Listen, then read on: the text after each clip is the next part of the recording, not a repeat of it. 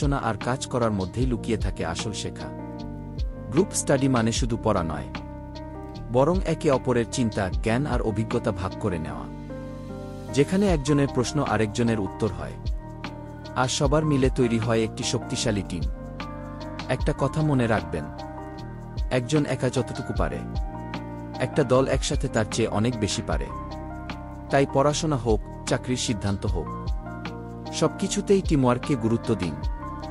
কারণ সফলতা তখনই আসে যখন সবাই মিলে একসাথে এগিয়ে যায়।